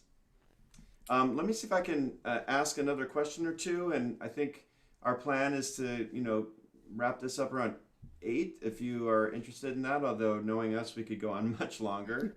I am curious if we can, let's do this one. This is a little lighter. Do you, in your custom, rabbis and cantor, do you hide the afikomen for the kids to find it? Or is your custom to have the kids steal the afikomen and then ransom it back to you? And what are the halachic ramifications of either custom? I'll jump in because it's a really easy answer. We hide it. I hide it in the same place every year. It's always behind a piece of art hanging on the wall because my kids know that they're not allowed to touch the art. So it's it's a little bit mean, but a little piece of the napkin hangs out. So I like to think it's obvious for them. Yeah, we're hiders too. I always, I shared the story in the beginning about college not finding it. So we definitely always hid it in my house, and we hide it now for my kids. So we are not stealers. We are hiders.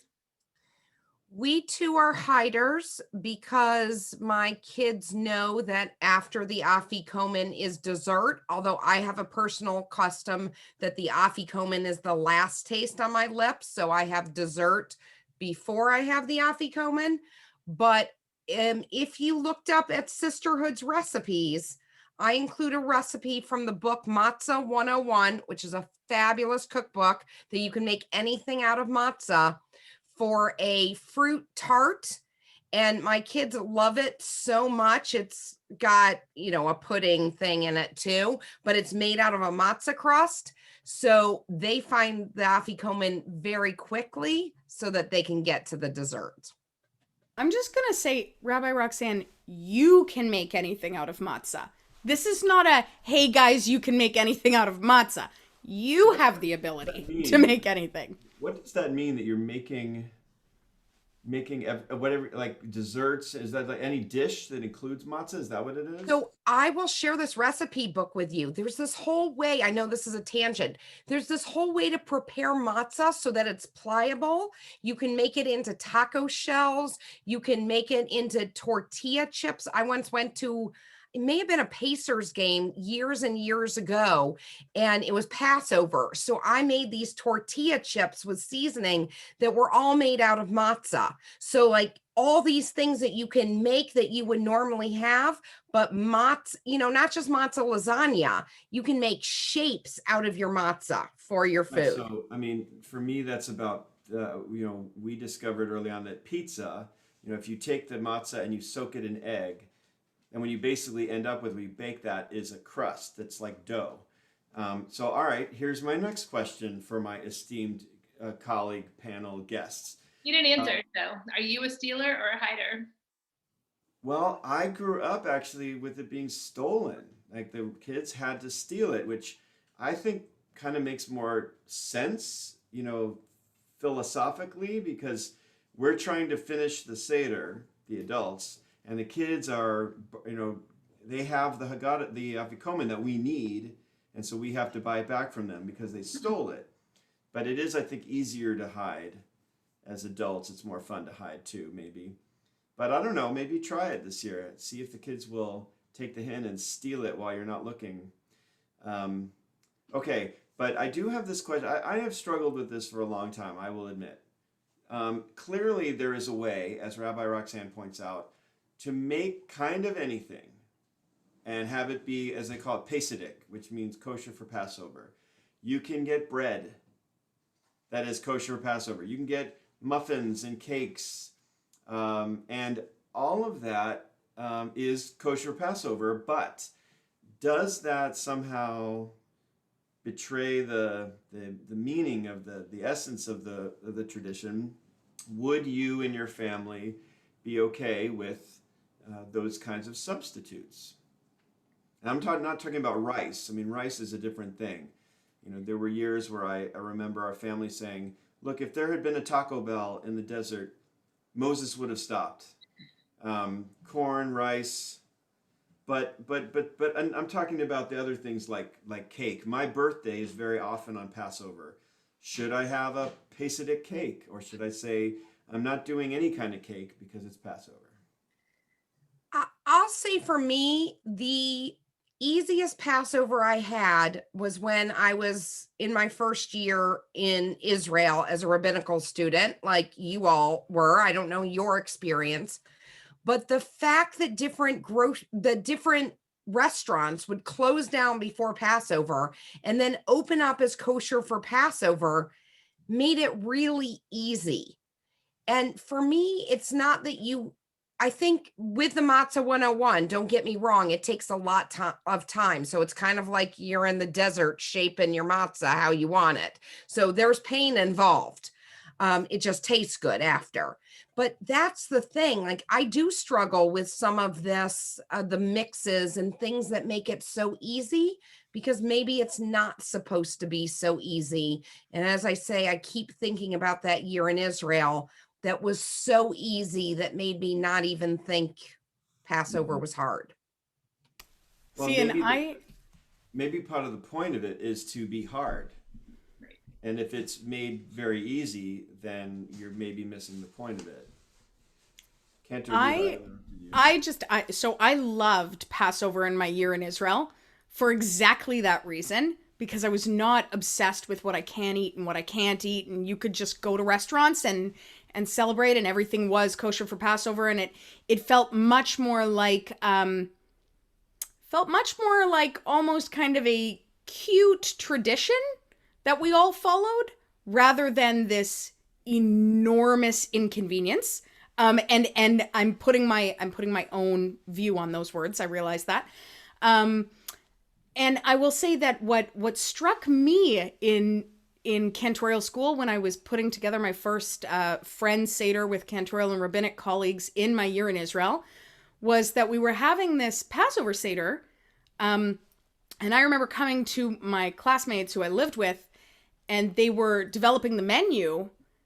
And I said, well, are we going milk or meat?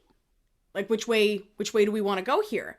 And they looked at me like I had four heads. And I said, well, but wait a minute, are we, and I remember that we decided on a meat meal, but then they were going to use butter in one of the recipes. And I just remember a total cognitive dissonance between, if it's Passover and it's so important that we not use flour, why is it not important for us to keep the kashrut laws? So this was a dissonance that I felt in the moment, and I still kind of think about it. But anyway, just adding to the question. I do remember being asked, this was when I was in seminary, if it was okay to put pepperoni on your matzah. Right. I do think that eating during Passover can definitely be a challenge. You know, as a vegetarian too, it's always a challenge. And trying to feed my children during Passover is definitely a challenge. I am not a good cook. I can cook, but it's far better in my life when Luke cooks for all of us. I'm a baker. I love to bake. I would bake every day, but cooking is more his thing. So, you know, when sister had asked me for a recipe, I'm like, I can't give them matzah pizza. I have to give them something more sophisticated than that. So luckily mom helped. But to me, it is, I am not someone who has the kosher for Passover breads and things like that, because I think part of it is, as Rabbi Roxanne was saying, it's like, I think it is supposed to be hard. Like, I don't think it's supposed to be easy. I don't think, at least for me personally, I don't think it is about buying the kosher for Passover bread. It's about being aware for that 1 week that we are not eating bread, and finding other substitutes, and thinking about what we're eating every time we do try to go and eat. And that I find challenging and meaningful, and partly meaningful because it's challenging.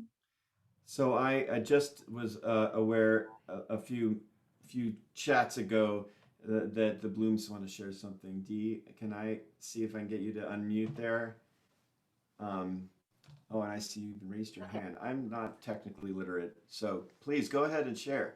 So we have a couple of fun traditions that people might enjoy hearing about. When the kids were younger, we bought a set of Haggadahs that are written for children. And somewhere along the line, we got the idea to put pens out on the table, and whichever Haggadah you got, you signed and you put the year. And so we have a record of every year who's been to all of our Seders, which is really cool.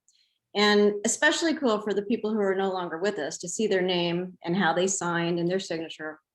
So that part's really neat. But the other neat thing is to see who all the kids brought to the Seders, because we always encouraged our kids, especially when they were in college, bring someone home, bring someone to Seder, bring someone who's never been to Seder. So it was neat to see who all came. The second fun tradition we have is that Gron goes out and buys gift cards, Starbucks, different restaurants, etc., to give out for everyone that reads the 4 questions, and then whoever finds the afikomen. So the stakes are high here at this house. You get some good prizes. It makes it a lot of fun. Those are great ideas, and I think it's a great example of engagement. You know, it's not just let's read the 4 questions now. One of my favorite texts that I often teach around Passover is from Talmud, the tractate around Passover, page 115, where the story is told of a rabbi who has all of his friends over who are also rabbis for a Passover Seder. And the very first thing that happens is that they have like waiters come in and they clear the whole table. And somebody says, wait a minute, what's going on? We haven't done the Seder yet. And the host looks at him and says, thank you for asking that question. And he says, because you asked an organic question, you have allowed us to we don't need to now do the 4 questions. The 4 questions are just to spark the questioning. And if you can do it in another way, I think that's really valid and important. Well, thank you for sharing that. I wanted to say something about matzah that we were talking about too. I do think that this idea of kind of the letter of the law versus the spirit of the law, it's really only something that as liberal Jews we encounter during Passover, because and I don't know exactly why, but we seem to have a greater taste for the like very detail oriented, Jewish legal terms around Passover than we do any other part of the year. Maybe it's because it's only a week. But that level of detail exists with every part of Jewish law. But this is the place where we can really, I think, understand, because we are so invested in this ritual, because we're so excited to do Passover, because it means something to us. And Dee, when you shared that you're connecting it to people in your past and family traditions, that makes it very meaningful. Then you do care about every little detail. We're going to do this exactly the same way that my mother did. We're going to bake this dish the same exact way that my grandmother did, or we're going to say these words exactly how my father, whatever it is, because that's where the meaning lies. That's what makes it meaningful. All right, so enough of my little soapbox there. Let's do maybe one more, and then I would love to, I didn't prepare for this one, but I want to see. So Rabbi Brett, as you're doing that, I just want to add on what I thought was so important, what you were saying, but to make sure that we have a situation to have people ask, why are we saying it like this? Or why are we eating the same recipe? We sometimes forget because we take it for granted that we've always done it, but we need to remind those visiting why we're doing it like this and recall someone's memory so that they learn why we're passing it down. Otherwise, it will be lost. Amen to that. And it'll evolve and change, but preserving those memories is what's so important. I love the idea of actually having people write their names in the Haggadah, because then you have that record of not only what the traditions were, but who you got them from. I just want to share, there's one of my favorite Haggadahs. If you don't know this one, or you don't have one for your house, you might consider it. It comes from a Haggadah called A Different Night. Noam Tzion is sort of a scholar of Jewish holidays. He has several books that are just collections of customs around Jewish holidays. But this is a Passover Haggadah where he has included in this one section a number of different artistic pieces that are designed to represent parts of the Seder. And I love this piece of art. 1988, David Wander. This is supposed to be a representation of the four children. So I just want to see, and this can be a challenge for anyone, and maybe I'm trying to model this as a kind of activity you could do in a Seder that I think is really engaging because of the conversation that it might lead to. There is the wise child, the wicked child, the simple child, and the child who does not know how to ask, or the silent child. And each of these books is supposed to represent one of those children. So you have over here, you see in my pointer, over here you have a book that is open, and it actually has the text of the four children on the page. Over here you have a book that is closed. Over here there's a book that doesn't have anything on the pages. And this last book is supposed to be on fire. There are flames. If you see it in color, you can tell that it's supposed to be flames. And I'm curious from my colleagues or anyone who wants to unmute themselves, what do you make of this, and which one would you ascribe to which child and why?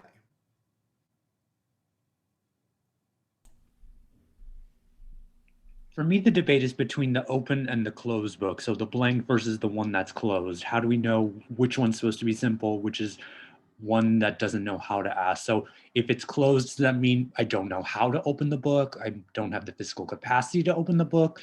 Is it simple because there's nothing here? We know how to open. However, what is it that I'm supposed to ask for?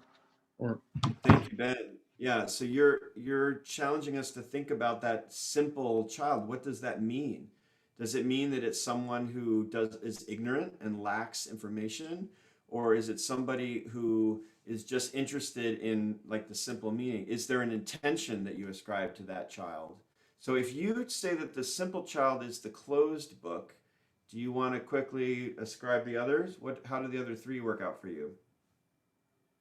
well, I mean, because I mean, the one with the text in it, the one that has the 4 questions would be the wise. The one in flames obviously is the wicked. So, I mean, if it's open, is it's closed? Maybe as simple as closed means that maybe they have some type of like set system, but they don't really take the time to define it. It I really love that. could be either one. It just depends on personal, like what your Well, and stance. my favorite thing that you said, Ben, is that the flames you said is obviously the wicked child. Would anyone like to argue that point? Anyone want to argue that the book that's on fire is the wise child? I don't believe it, but I could argue that Well, it's the no. flame of knowledge and that the knowledge is light and therefore it's just consuming everything because of knowledge. I don't believe it, but I could argue it. You don't like that interpretation. Well, give us your Well, interpretation. outside of a Jewish standpoint, I can kind of see sort of like the rebellion standpoint, like this is the set of text. I'm Maybe, sort of discarding that versus like following the set of law. And I'm sort of leaning towards political, so I'm going to try and keep that to the minimum, but like following the law, and this is what it means. And if you don't follow this, then so that in its inherently could be a wicked act in and of itself. But at least framing it with how we traditionally understand it, that's why I sort of went with my original response to I that. love it. I love it. I also Wasn't think that wisdom. Oh, I'm sorry. I was just going to say, I think we struggle with that wicked child, maybe most of all. What does it mean that there is a wicked child at the Seder? Do we judge a child for having the wrong kinds of questions? And maybe defining wicked as a closed book is helpful in thinking about how we might engage that person at the Seder. Matt, go ahead. Oh, I was just going to say, throughout the Exodus story, doesn't fire impart knowledge? Moses gets divine knowledge from fires. Sinai's hills are ablaze. I don't know. I could see that meaning that the knowledge is there in the flames of the It might just mean that the real meaning of the Passover Seder is not only the words in the book, but that you have to light them up. You have to bring them. You have to illuminate them in order for them to be meaningful. And that the simple child maybe is the one who's just reading the words off the page. That's great. Thank you. Rabbi Roxanne, did we get from you your interpretation, the one that you do like, or that you do believe? How do you see these books? I'm going to actually go with, and this is how I look at the 4 children, and I'm going to go with Henry here, although I really appreciated, I want to point out Vicky's about that silent child and who doesn't know how to say what they feel, so they just explode. I think that's really important as we think about inclusion. But I really just go with that this is all of us. We are each of these people in different ways. And what's important is we recognize where we seek knowledge and where we turn away from it and where we're quiet and where we just don't know what to do. I think that's really that message. I don't know if that is what our sages intended us to think about, but I really feel like it's all of us. Yeah, I have a million different interpretations at this point, but I just looked at this again and just hearing everything. What if the text is actually the simple, because they see the words in front of them, but they don't understand what it means? The closed book is actually the wicked because they're closed off and they're sort of shutting everything else out of some type of, I don't know if it's active rebellion. I don't know. It's just something that's in their head. But then the blank book is the one that doesn't know how to ask the question. Like, how do we even like read what's on the page? How do I even write a question to ask? I want to point out that Vicky actually made 2 points that I think are really beautiful. One is the idea that being the silent child or acknowledging the silent child at the table, it may not be about the one who does not know how to ask, may not be about a level of knowledge. It may be about being unable to feel accepted or being given permission to speak at the table. And so it might be someone who has all kinds of things inside of themselves and is on fire. It's just kind of exploding out of them. I think that's beautiful. Her second point, though, or the first point actually, she says, are you so wise that you don't even need to open the book? That maybe the idea of the Seder is so transcendent that the book is the crutch. You know, if you can get to the point in your Seder where people are asking questions and you're engaged with the text, and as Rabbi Jordana reminds us, you're engaging with the idea of slavery in the world today in a meaningful way, then maybe you don't need the words in the book. Maybe you go right to the meal, and maybe that's okay too. So thank you, Vicki, for that. All right, I'm going to just end because I think it's getting a little late and people are starting to leave. But like I said, I know we could do this. You know what this was a great preview for? This was a great preview for our second night Seder. Because if you think this was fun, right?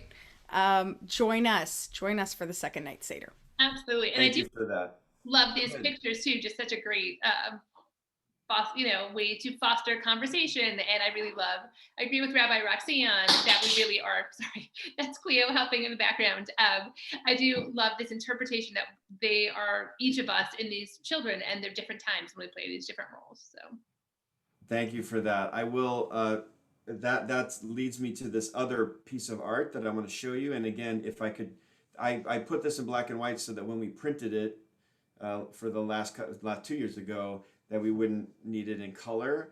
But these are in color in the original, obviously.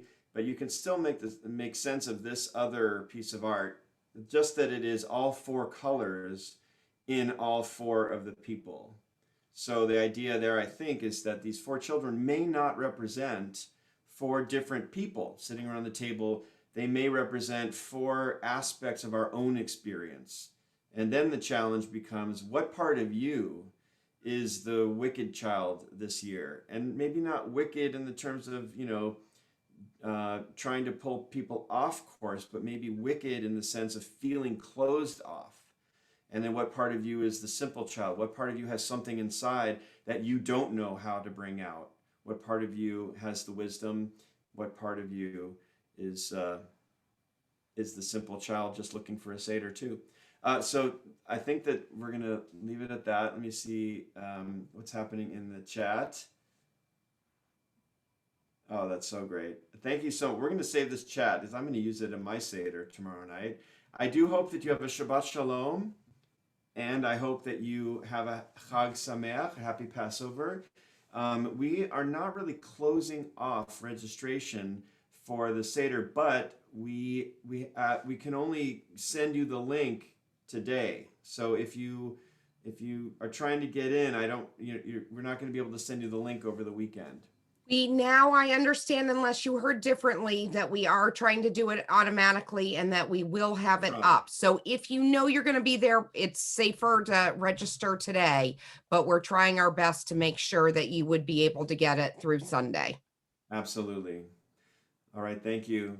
Once again, thank you to my clergy partners. Your wisdom is always so moving to me. And thank you all for staying. Thank you. Good night. Shabbat Shalom. Shabbat Shalom. Thank you.